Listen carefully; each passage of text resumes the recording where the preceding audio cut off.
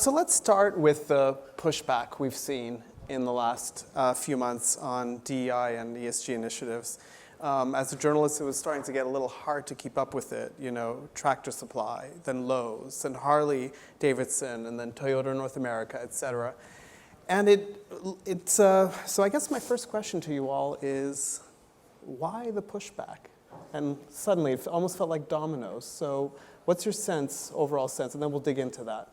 Maybe we'll start with you, Debbie, because you're looking at me. That's why I was looking that way. Did you notice? If that's how this is going to work, I'll look over there. That's what I did. No, I mean, I think it's been interesting, obviously, over the last, I don't want to say several weeks or months or what have you, somewhat tongue-in-cheek. It's a little bit like word salad. I mean, we were talking a bit about this backstage on the letters. You know, the letters have sort of changed around, whether you take out an E, you change it to a B, you add an A, the same thing happens with it's like alphabet soup. And so I think to me, at the end of the day, for OneTen, as we represent, about 60 to 65 Fortune 500 companies in our coalition, it's about the actions that are behind the letters, I would say. So not that I'm not, focused on it. It's not that I don't think it's important, but I really would rather us have a conversation on what are we actually trying to do around opening up opportunities in a more balanced manner. Yeah. Whether you, again, change the order of the letters or, again, mix them up differently, I really do think the conversation has to be about opportunity and making sure that we're more spread in terms of a balanced approach more than anything else. Okay, and we'll get to that in a second, but I'm just wondering,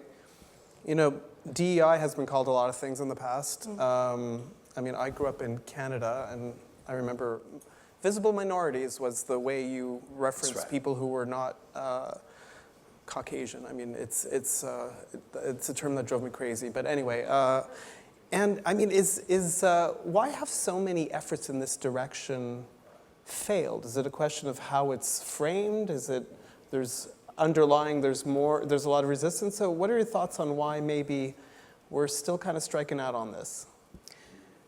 I'd like to say that we're not striking out. I'd like to say that we're actually, in many cases, doubling down. And the vibration we hear outside of the spaces where we work often give us this vision that somehow we've got to react and react against what we've been doing that has actually been working.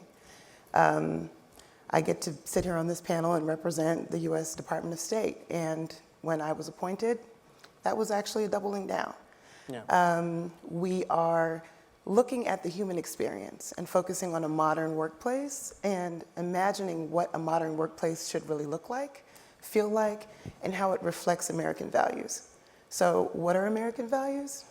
We love democracy. Is democracy hard to do? Absolutely. But so is diversity, equity, inclusion, and accessibility. And with more people sitting at the table, we make better foreign policy. Yeah. I mean, the U.S. Foreign Service, U.S. Diplomatic Corps is part of your department, and I think the U.S. has to represent what it really is abroad. So it's particularly important, I would argue, at the State Department. Absolutely. Any thoughts on this, Johnny? Yeah, I mean, the reality is the question I think you asked, right? First of all, it's about the work, not the words. And I think we have gotten caught up in the words, and that's created a lot of division. Hey, I see over there, Delilah. But the other issue here is, I think if we're being honest with ourselves, this is probably the only business imperative that we have that we kind of have been resistant to change over decades. The reality is when we designed the construct, and I'm a labor lawyer by training and had done this work for a long time, it was for a far more binary world, where you were black or you were white, you were male or you were female, you were old or you were young.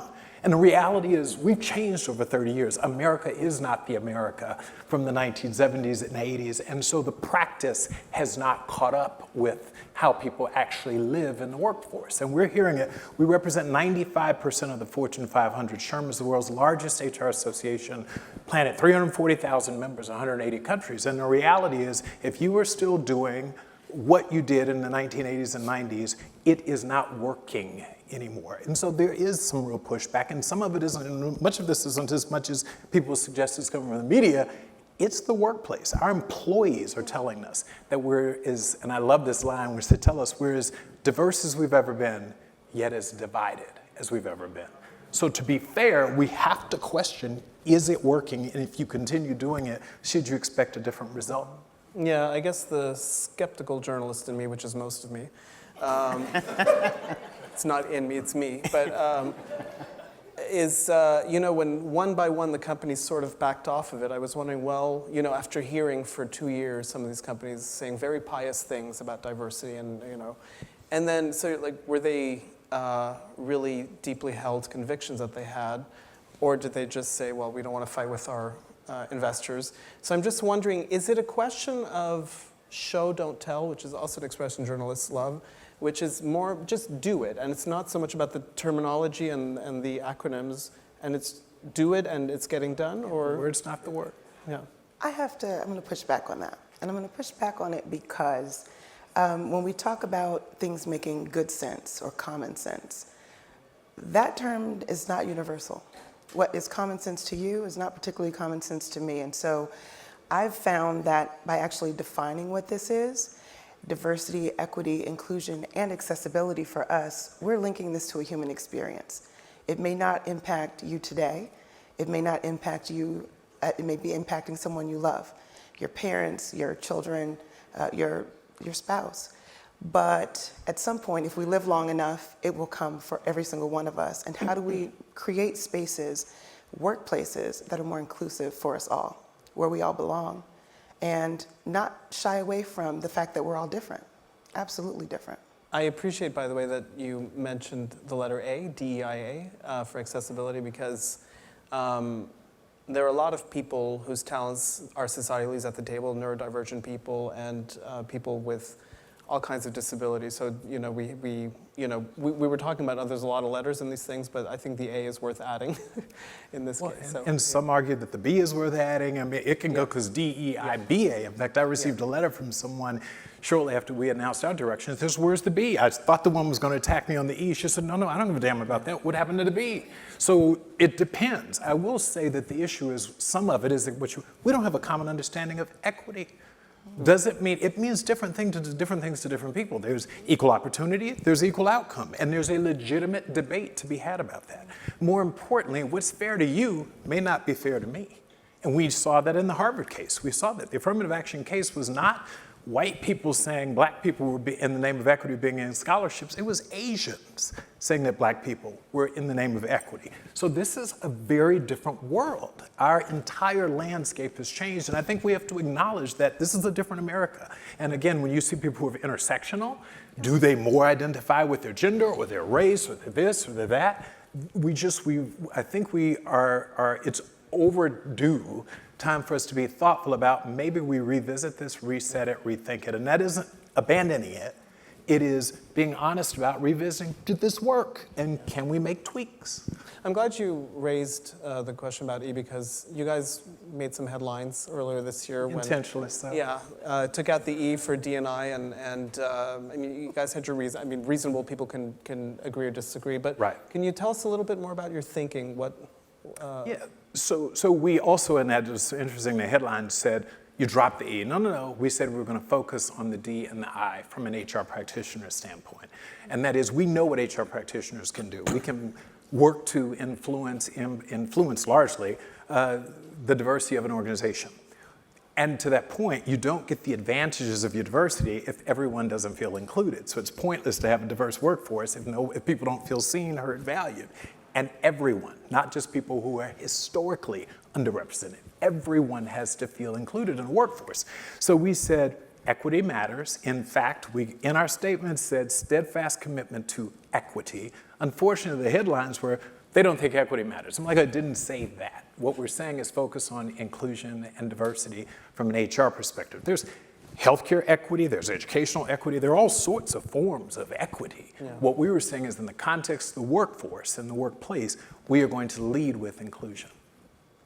Yeah, I mean, so I'm not going to take a different view for you, but I think this is why I get back to my original point is now however long we've been already chatting, we're still having the same discussion on the letters. That's right. We're still talking about whether you put the E or it was a B or it was an A, and again, I just want to continue to emphasize whether you left it in or not, it was really just more of the reaction to the loss of something, and perhaps maybe the lack of understanding, because everybody is coming at it from a different place. I mean, we remember, I don't know, was it 10, 15 years ago, the E actually wasn't equity, it was equality. Yes. And before it was just D and I, even back 10, 15 years ago. Absolutely. So we've continued to have this conversation, and I think we continue to lose sight of what are we actually trying to do, and the why are we trying to do it is because, again, the opportunities that we're talking about aren't equally spread, so therefore we've had to slap a label on it. You know, we talked about LGBTQ, AI plus, whatever, I get them all, whatever the order happens, it's the same thing. We have a reaction to something, and the way we fix it, add a letter. Oh, that'll take care of it. Or take a letter out. Does that make you feel better? It's cosmetic, right? Exactly. It's cosmetic. And again, It wasn't cosmetic when we were adding it. Absolutely. Well, It's right. cosmetic when you take it away. When you take it away. Yes. Well, is it intentional in the first place? Correct. And if you had the right intention, then the outcome will be what you expect. Exactly. So to stay on the point, Debbie, you know, your organization also switched a bit its focus, and you're zeroing in on skills, which is great because, you know, people need skills to be employable and to be desired by employers. So walk us through a little bit about why, you know, a few years ago when the organization was started, the whole idea was, you know, you wanted to get a certain number of black employees. Right.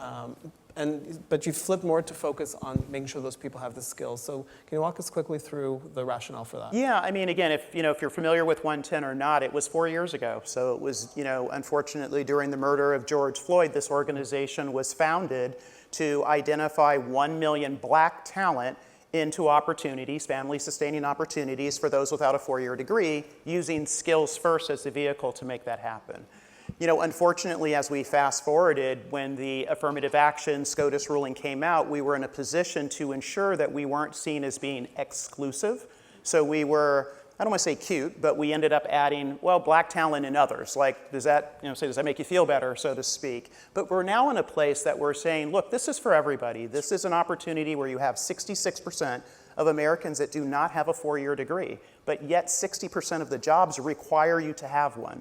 And so we are shutting out opportunities for talent as a whole. It happens to be that 76% are African American, 82% are Latino. So people of color, just by proxy, do not have a 4-year degree. So our efforts naturally would help more people of color than perhaps others. But when you look at what we've been doing, it's 120-something thousand jobs that we've been able to find. It is a diverse range of black, brown, white, everything else in between that we've been able to assist. So putting the skills first in terms of how we're thinking about it is ensuring that you're thinking about the skills required for the job first before you think about everything else. So if you think about what does this job need in terms of, you know, the technical capabilities, it's X, Y, and Z. Then layer in everything else that may be required. Maybe that job does need a degree. Perhaps it needs to be in a certain location. Perhaps it needs this amount of experience. But talk about the skills, because then you open up the pool, I think, of opportunity. And, you know, just from the job report just recently, we have a labor shortage. And unless we actually think about opening up the aperture for more individuals, we're going to keep chasing this. And so that's why the skills first, I think, not only just OneTen, but other organizations are leaning into this much heavier to really focus on that as the first. Plus, I think more and more people are finding that these university degrees it's outrageous. The tuition. I mean, that's a shoe that's going to drop. It's not for today's discussion, but I do remember GM was one of the first companies to announce that. And have any companies reported back to you on how that's worked out for them, whether they've still been able to, you know, offer the career paths that they want without requiring the Yeah, I mean, I think, again, the beauty of what's been happening is we started, you know, again, we have 65 companies, and it's a very resilient organization. So beyond GM, which I saw, obviously, Mary was just recognized, who's been a great partner, but you have Delta, you have United, you have Cisco, you have Amgen. I mean, the list goes on, but these are resilient organizations that are really trying to put, again, this framework in place to help them evolve and get the best talent possible and give them the pathways into, again, these are family-sustaining wages. So pretty exciting. And just as a little digression here, I mean, when you look at how things work in Northern Europe, people aren't as fixated on university degrees as we are here. They have technical schools, you know, and there's no stigma to not having gone to college. Right. So it's, anyway, hopefully we'll get there. But enough with me yapping on that. I'm going to yap about something else now. So I speak to a lot of CEOs and other executives in companies, and this has come up too. Like, how come you're not making progress on your diversity efforts, or are you? And a lot of times they say, we don't have the pipeline, and we don't have this. And my feeling when I look back at this rush in 2020, 2021 of, all these efforts and naming a chief diversity officer, when that person was never actually reporting straight to the CEO, it was like up to the CHRO. But, so I'm just wondering, was there a rush post 2020 and Black Lives Matter and all that, and companies just felt the pressure to appear to be doing something? And is society asking corporate America to fix problems that are too complex for it, and that are, that transcend what a few efforts? I'm just wondering if we're sort of maybe, God, I can't believe I'm going to ask this. Were we expecting too much of corporate America when in fact these problems are very complex?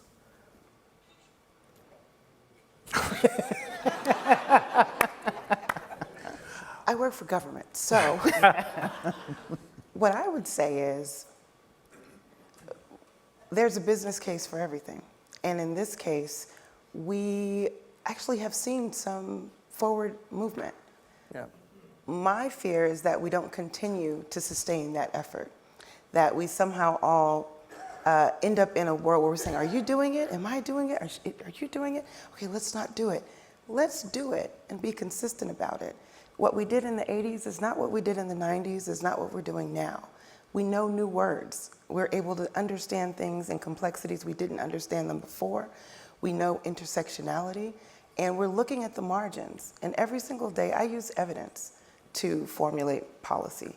I don't speculate or pull things from the sky. I truly look at data. And we've been trying to utilize that data to be more transparent about what we're doing so that we can be accountable to our workforce and accountable to the American public. I report to Congress and I report directly to the Secretary of State. So my view is that it's not something I can do alone. It's something my entire agency has to be bought in doing. Yeah. And there will be individuals who feel resistant, but the overall trend is we are seeing change happen.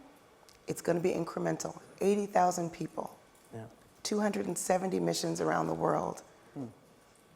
I don't know how many languages we all speak and what cultural context we all represent, but we are dealing with existential challenges that require us to be competent across a whole host of important talents that you need to combat and confront those things and take advantage of opportunities. So.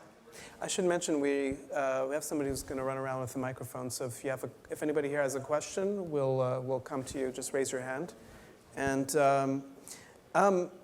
so how do we get the workforce we need? I mean, the United States is an extremely diverse country. Sure. I mean, these are the facts. Right. And you just have to go out into society and see it. And C-suites have to reflect that. Diplomatic corps has to reflect that. Middle management at companies has to reflect that. So how do we get there with all this pushback? Is it just a question of doing and not saying it so much? And just, what's the way forward? To be fair, some of the pushback comes from people who really want to see this work be done. Just because someone challenges something doesn't mean they're not committed to the end goal. It's like any other business imperative. Sometimes you look at it and say, that's not working the way we intended it for it to work, and therefore let's make some adjustments to it. So I don't assume that people who push back, maybe it's a lawyer in me that says, just because you push back doesn't mean you're saying I'm bad, or I hold you in contempt. People should be able to disagree. The governor of Utah famously says, we need to learn to disagree better.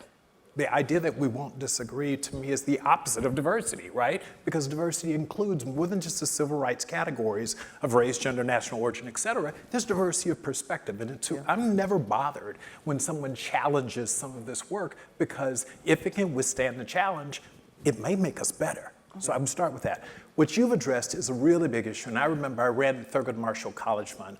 Those who don't know, United Negro College Fund represents historically black colleges and universities that are private.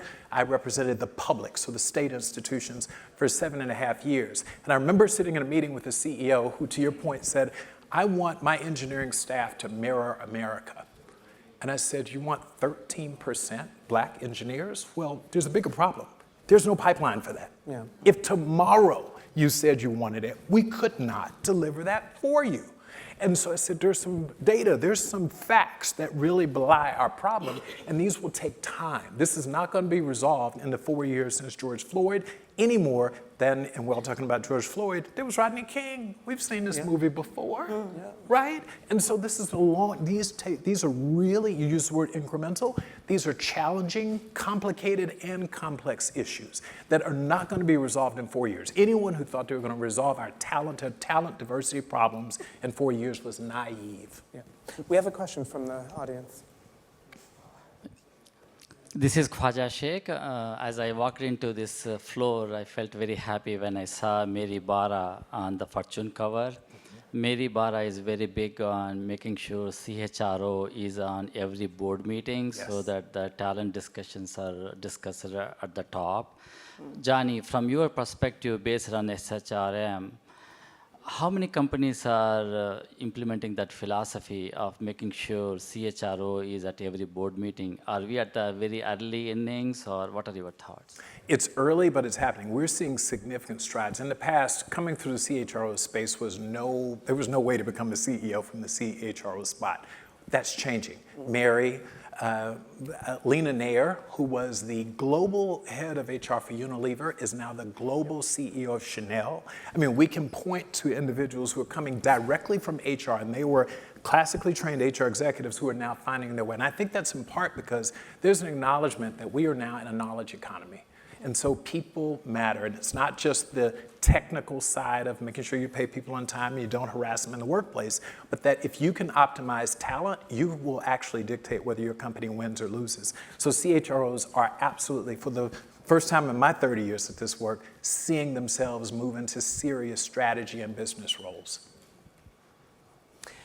So, is there a reason to be optimistic? I mean, I think, reasonable people can disagree with getting to the goal, but I think majority of business people agree with the goal that the workforce has to reflect the society. I mean, especially like in retail, they're like, well, we have to, reflect our customer base. And although it's kind of incredible that for years you never had women CEOs at retail, even though women do 80% of the shopping, but. So I mean, and there's a lot of hot air from politics, but are you guys optimistic? I am. We're going to get there eventually? I'm really optimistic. Back in the day, my grandmother would say, I'd say, Grandma, they're talking about me. And she'd say, worry when they stop talking about you. So the fact that we're actually having these conversations and meetings like this, and not just to be compliant, legal compliance, but we're doing it because we believe that diversity is our strength as a country. I haven't met a CEO, and we own the CEO Academy, which is a business that seeks to train new CEOs. They're very, very committed to diversity. What they're doing is looking to us to say, how do we achieve the inclusion? How do we get the benefit or the return on the investment in the diversity? What scares me is that you could have an incredibly diverse workforce, but still not have inclusion. That worries me, and so they want us to solve for that, and inclusion for all, everyone there. We need every man, woman, child. We need everyone working to make it all come together. Yeah, we sometimes have that discussion in my industry. It's is it really diverse if everybody's gone to Columbia Journalism School? And Fair enough. Fair. What about a white guy who grew up in a poor part of Ohio, then went into the military, and then comes out? Like, he's bringing a lot of diversity, more than, another upper middle class kid from Jersey who just crossed the Hudson to go to Columbia. That's another 45 minutes. Yeah. So anyway, mea culpa up here. But anyway, how about you? Yeah, I mean, very optimistic. I mean, I sit here as an optimistic failed retiree, and I say that because I retired, after 34 years in the private sector, and I optimistically sit here, and I wouldn't have come out of retirement if I didn't believe. That's right. And so as I think I was saying earlier, every day is a positive story of a life that we're changing. of an individual that didn't think they had an opportunity because, career said you need a 4-year degree in order to sit at the table. And now we have table upon table upon table. So it just starts small. These are resilient organizations. You mentioned something about corporate America. They have resources, they have opportunity, and they have a strength. So I'm just going to say, a friend of mine who's just hit 80 said, never retire, it's bad for you. So I think the best way not to be a failed retiree is not to retire at all. Anyway, on that note, join me in thanking our panel. Thank you. And good kickoff.